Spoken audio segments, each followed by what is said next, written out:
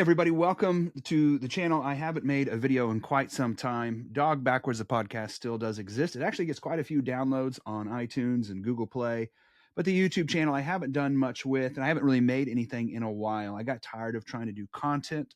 I'd rather make something more artistic or expressive, and the time just hasn't allowed for that. But uh, we are doing a teaching through the book of Revelation. And for my church, I said I would try to make some material that adds to what I teach on Sunday morning, because Revelation is such a rich, full book, and it's quite difficult to understand in many ways that trying to cover it verse by verse the way we normally teach is not really practical. And we have a lot of new believers, and it just might exhaust them trying to understand, because Revelation pulls so much from the Old Testament and the prophets and the teachings. And you have things like Jezebel, and those are Old Testament stories, or Babylon, those are Old Testament stories. So much of the imagery comes from the Old Testament that unless you're a Jewish reader in the first century, a lot of that's just going to be lost on you.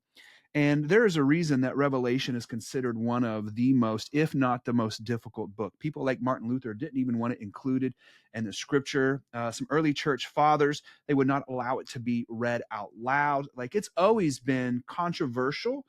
But what we do actually have is it is probably the most widely spread book among the early church, meaning that of all the letters that went out written by the apostles, the Gospels you would think would be the most popular, but actually there's evidence to show that Revelation belongs in the top 3 of the most widely distributed. And I would say that is evidence that it has a early dating, that the people were so impacted by it, that it was so relevant to their current situation, that they just spread it all over the place. So some of the difficulties that come from reading Revelation is, one, we don't approach it with enough humility. If you look back on early church fathers, they were confused about it, so they didn't even really want to study it. And then once they studied it, they were even more confused. As my father used to say, John didn't understand what he saw, but every commentator after him saw what he understood what he saw. So we just need to approach it with some humility. What I wanted to do today is look at the argument for an early dating. Now, this is not going to be exhaustive by any means, but I'll pull out a couple of things, mainly about 3, that really solidified it for me that this was written before the destruction of the temple. And some of you are already lost. You're like, why does it matter when it was written? Well, that's really how we understand what Revelation was talking about. Was it written before the destruction of the temple? And therefore, most of what we're reading is a prophecy of stuff that is about to take place. So the 3 main views when reading Revelation are that there is the preterist view, and that means that, or the historic view, you can call it. It means that all prophecies have already been fulfilled, that there are no more future prophecies. This view is not super popular, but there are people who hold it. Then there's what's called a partial preterist view. That's the one I would hold to, which means a lot of Revelation has already been fulfilled, but there are some future prophecies in there. Or you can read a futurist view. A futurist view obviously means that all of Revelation is going to take place sometime in the near future. Now, for most of church history until about 1901, the partial preterist view was the most widely held, but now it's a minority position. And the reason I think that does not come from, it has a couple of reasons. One of them is really valid. You have an early church father, Tertullian, who dates the book of Revelation after 70 AD. And so you have somebody that's very early on, a trusted church father, putting the date after what I would argue for. But then you have other church fathers who say this was written before Paul wrote his final letters. So that would put it early, because we know John is the last remaining disciple. According to church history, all other disciples died a martyr's death, except for John, who died of old age. As he's writing the book of Revelation, he's writing it while in prison on the island of Patmos, right? So if Paul wrote after this, then this is obviously about something that's very soon going to take place. There's really, I even read some commentators who said the futurist view, the late date of Revelation, because you can actually hold a late date. I know this is confusing, but you can hold it being written after 70 AD. A lot of them put it around 96 AD, and still have a partial preterist view. They just think it's about the persecution after Nero. Nero started the persecution, but the Caesar after him really amped it up and was probably at its peak then. And so they would say it's regarding that. There's a couple of problems with that view, and I'll even address some of that here. So I'm already lost on all of this information in my brain, trying not to spew it out at once. So I don't think I think the partial preterist view is right. The futurist view. So where does that come from? Oftentimes it's called a dispensationalist view, and it's the one with all the charts. So I have a bunch of books over here that people have given me about the dispensationalist view. I have more commentaries on Revelation than any other book, and it's not like the book I love the most. It's just because it's so confusing, you need to absorb as much information as possible. Of all that I read, I maybe teach 5% on a Sunday morning. The rest of it either just disappears into my brain to never be seen again, or it gives me opportunities to do things like this and share a little bit more of a deeper knowledge than I might give on a Sunday morning. Now, there was the Scofield Study Bible. And let me look and see what year the Scofield Study Bible came out. Jamie, would you pull that up real quick? Sorry, I always wanted to do that. Let's see here. The Scofield Study Bible came about first appeared in 1909. So that puts it right where I was thinking. So around 1901 to 1909 is when we start to see this brand new view. The futurist view is pretty new. But the Scofield Study Bible is one of the first major study Bibles. So every pastor got one, because in the same way you can see, in the same way that you can see my study Bible here, this is the Reformation Study Bible. I like it a lot. I don't agree with everything. It's okay to have other people's opinions. And this is a normal Bible. And if you were to put the two together, you can see how much wealth of information can be found in a study Bible. So when those become available, and you don't need to rely on just series after series of commentaries like you can see behind me, you can have a very condensed version in a study Bible. Every pastor wanted one. Well, the view taught in the Scofield Study Bible was a futurist view. Then you have some books that come along, some Christian books, namely The Late Great Planet Earth, which really pushed this futurist view. And then in my lifetime, there was the Left Behind series, which made it popular on a cultural level. But until then, it was really not a very well-known view. It was when I talk about a minority view, it was the minority of the minority. The view I have now is a minority view, but it is continuously gaining in popularity. In fact, I don't think it is the minority view anymore. I think a full preterist view that all of Revelation has happened would probably be the least likely view. But here's the thing, is good, godly people hold different views on this. It is not a salvation issue. So this is what we would call open-handed. You're allowed to have all sorts of different kind of views. But what I understand Revelation to be is, as one of the commentaries I'm reading is titled, is the divorce of Israel. It's God placing his judgment onto the nation of Israel that he originally designed to carry his message to all the world, but of course they failed, and the Gentiles were grafted in and became the new body. I think that is the most likely view. And so when we read Revelation and all the things happening, it is the destruction of the temple and the end of the way of life for the nation of Israel.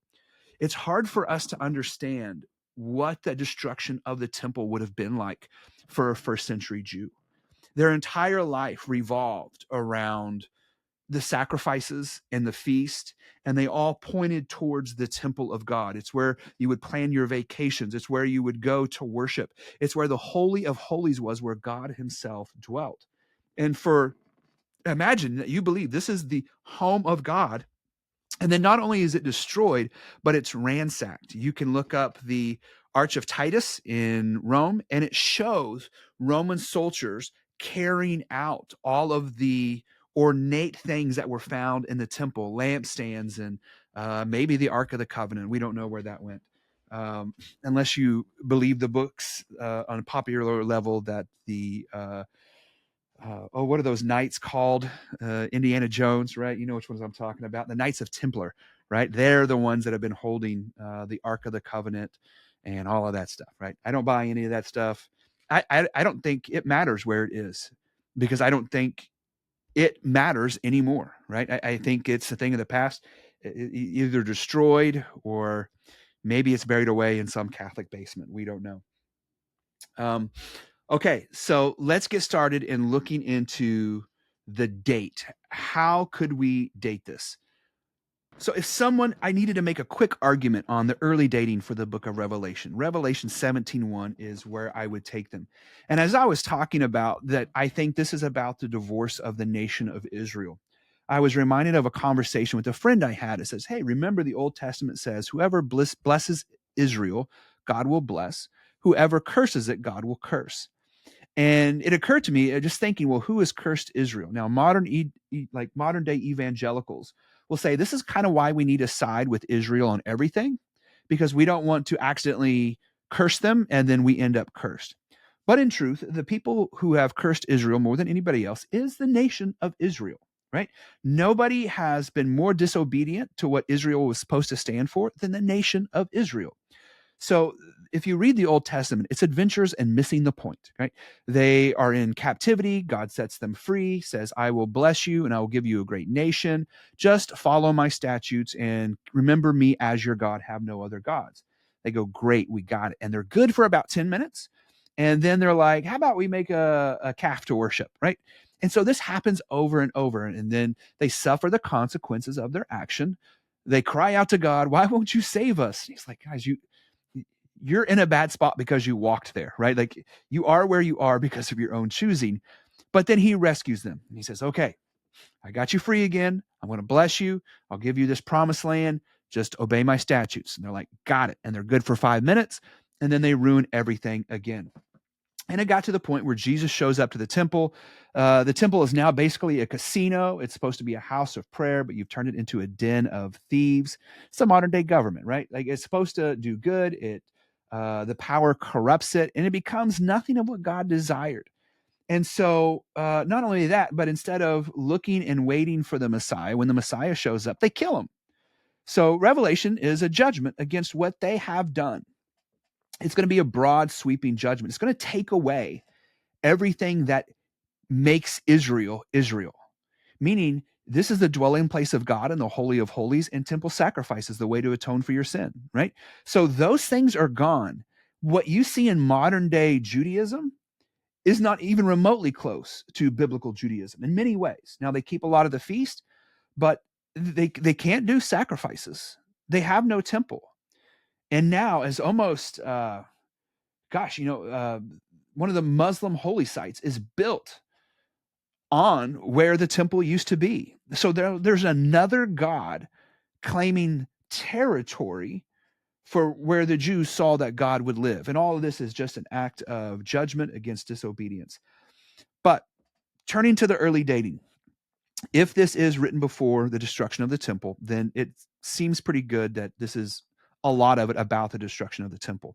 And one of the pieces that was most convincing to me is there is in Revelation 17, John sees this weird vision and he doesn't understand it at all. And it's this woman who is arrayed in purple and scarlet and adorned with gold, jewels, and pearls, holding in her hand a golden cup full of abominations and the impurities of her sexual immorality.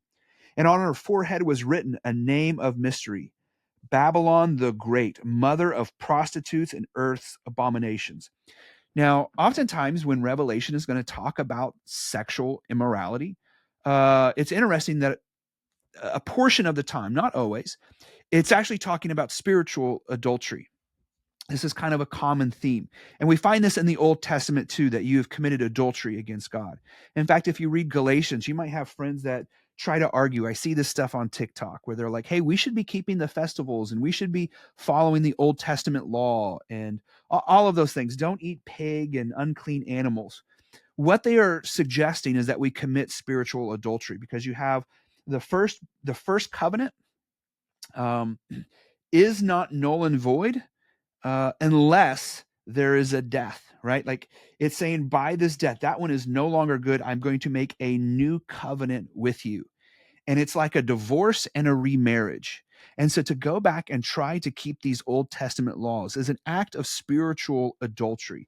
And so, in fact, the word for spiritual adultery in the Greek is porneia, where we get the word pornography from. And so when it comes to other gods, the nation of Israel and the nation of Rome have combined forces for the sole purpose of killing the Messiah. And so Israel is now guilty of all the same sexual immorality or prostituting themselves to other gods, right? That Rome was. They're almost combined in their guilt. And so this term sexual immorality, you can think of it as spiritual adultery. And it has with it the blood of saints, the blood of the martyrs of Jesus. And he says, when I saw her, I marveled greatly. But the angel said to me, why do you marvel? I will tell you the mystery of the woman of the beast with 7 heads and 10 horns that carries her. So this fantastic language, it's so common of this kind of apocalyptic writing. Now, apocalyptic is a literary form. We don't have it anymore. We have like science fiction and things like that, but we don't have apocalyptic. But it has a lot of this shock and awe kind of language, right? And it's meant, this book was meant to be read aloud in one sitting. That was the goal. It was a story. It was an oratory story. And a lot of what it is saying is to try to grab your attention. It uses this very vivid language. Because I mean, we have 7 heads and 10 horns that carries her. But verse 8, he says, the beast you saw was and is not. And is about to rise from the bottomless pit and go to destruction, and the dwellers on earth whose names have not been written in the book of life from the foundation of the world will marvel to see the beast, because it was and is not and is to come. So here we have some past things that have happened, some things that have currently happening, and some things that are about to happen. He says this calls for a mind with wisdom. The 7 heads, so he's going to explain to us everything that we've just read. The 7 heads are 7 mountains on which the woman is seated. Okay, so this is really like our first clue as to when Revelation takes place. And I think it gets rid of the futurist view altogether. So the 7 mountains is a very common way to refer to Rome in the ancient days. So Rome was established. There were 7 hills, and colonies were established on those 7 hills. And those are what started off the Roman Empire as we know it. And so there was even a festival that was the festival of the 7 mountains, right? Now, it says mountains. The Bible uses the word mountains all the time. They didn't measure like we do to decide is it a hill or a mountain. If you go to Israel, if you go to Rome, they're hills. They're not mountains like we think, right? The Eiger Mountain or some of the other large Everest, those are mountains, right?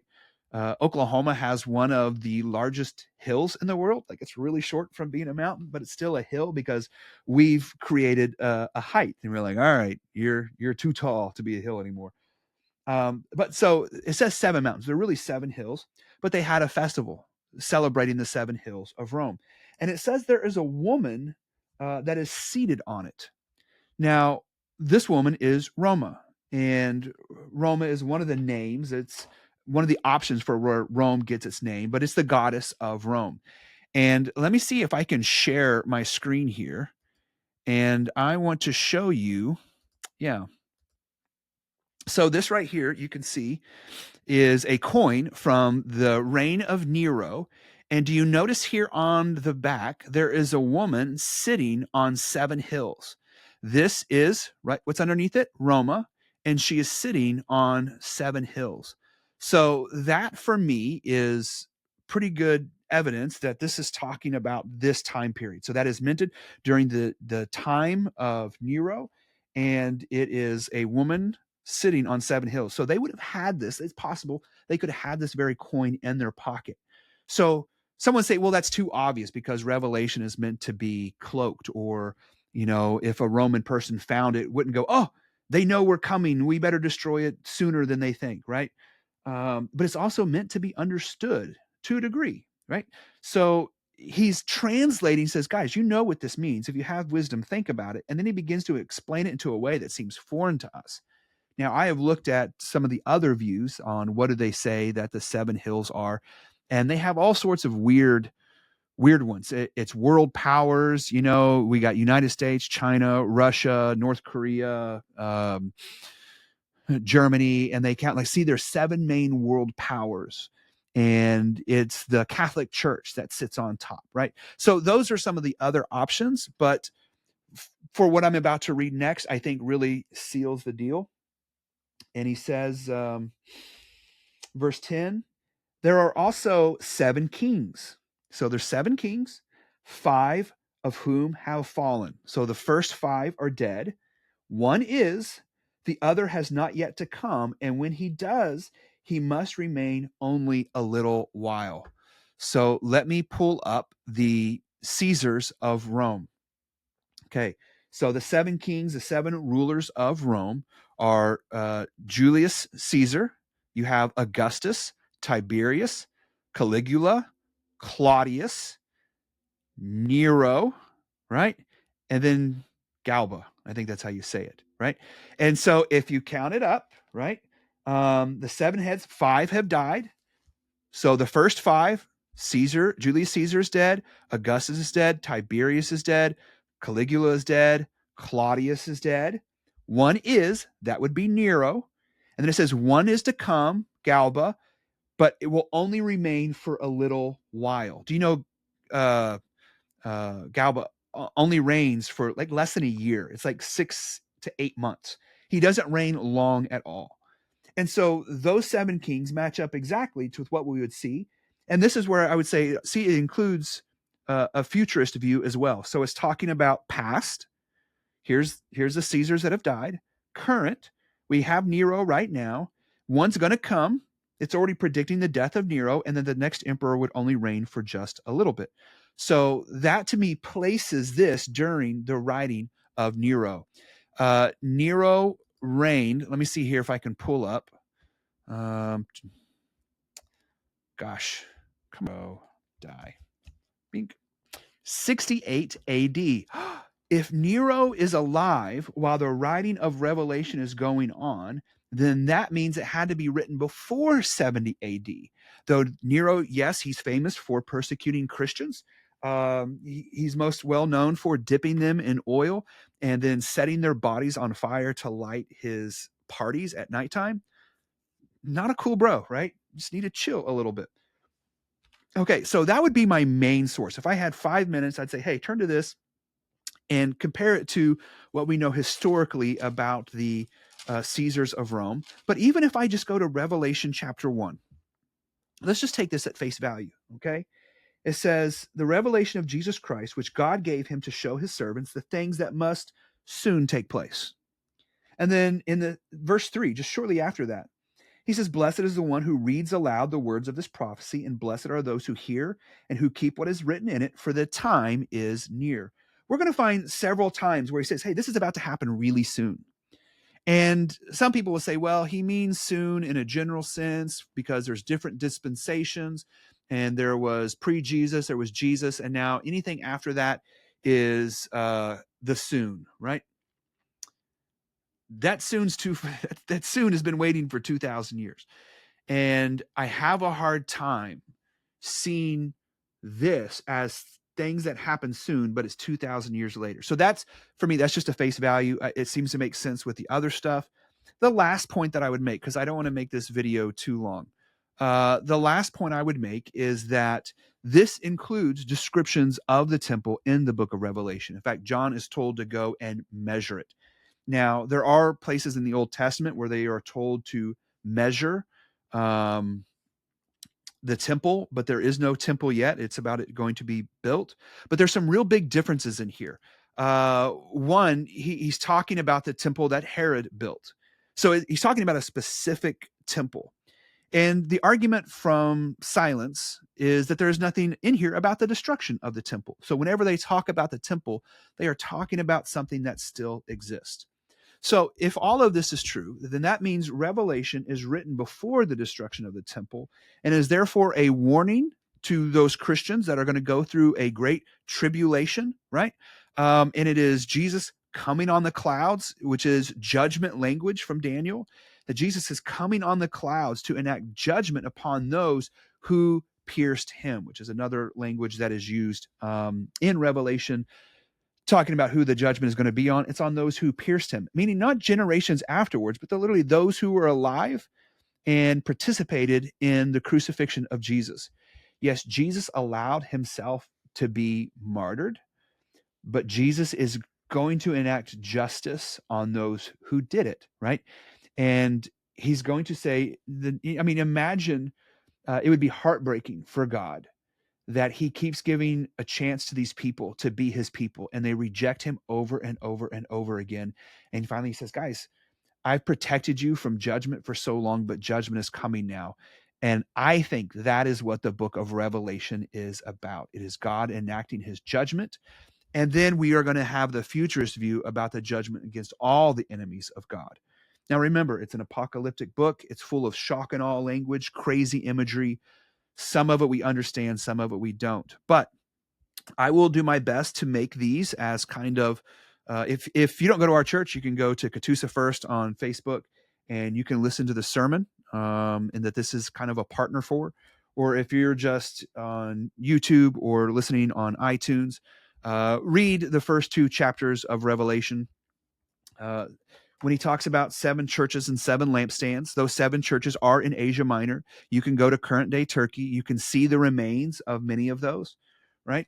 They were actual churches in the day. So we read about them from other early church fathers, like Ignatius of Antioch even writes letters to some of the churches that received letters from John written in Revelation.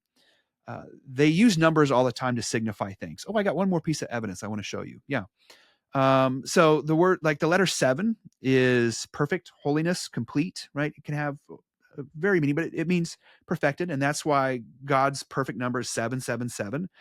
When they would repeat things 3 times, it's because they didn't have words like good, best, and better.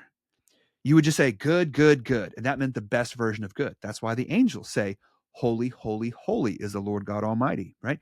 Because it's them trying to explain how holy he is. So they would repeat these things several times. And so 777 is an idea of God's complete perfectness. So he's writing to 7 churches. That doesn't mean they're perfect churches. If you read the letters, that's obvious. He's talking about the complete church. So yes, he's talking to actual churches, but he's talking to all churches in general, right? Okay, so last piece of evidence is Revelation 13, where it talks about the beast and 666. This throws a lot of people. I made a short a while back about how Monster Energy drink, there was this crazy Christian lady who was like, this is a symbol of the mark of the beast, and you can find 666 on the can, and was doing all this stuff, right? So gematria. That's a word you need to know. Gematria is the Jewish way of taking, they would transliterate numbers into words. And it was kind of a common practice. You can find this in all sorts of Roman architecture, gematria.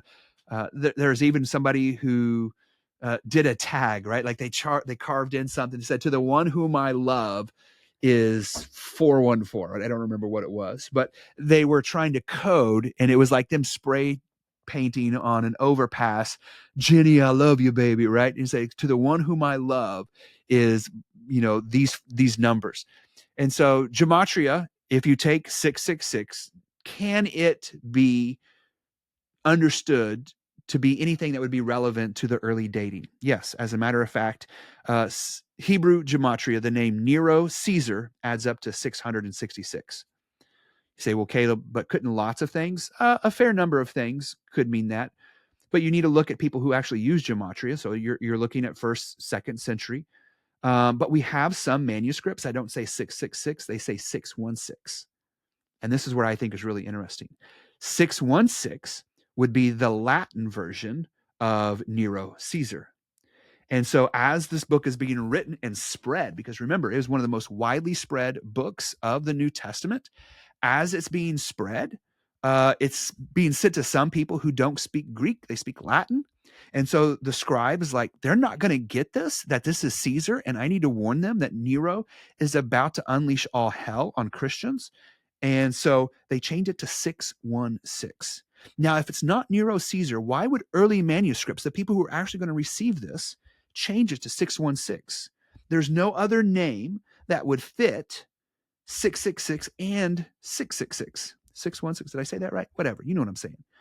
So I think all of those things, there's just those three main points that it says in Revelation it's going to happen soon, that we get the list of kings that coincide with the kings, the Caesars of Rome at the time, Nero being the one that is, and the keys of gematria spelling out Nero Caesar. I think those three things help us understand that Revelation was written before the destruction of the temple, and from that flows the rest of our understanding, because context, sometimes that context is cultural, is what helps us understand the New Testament.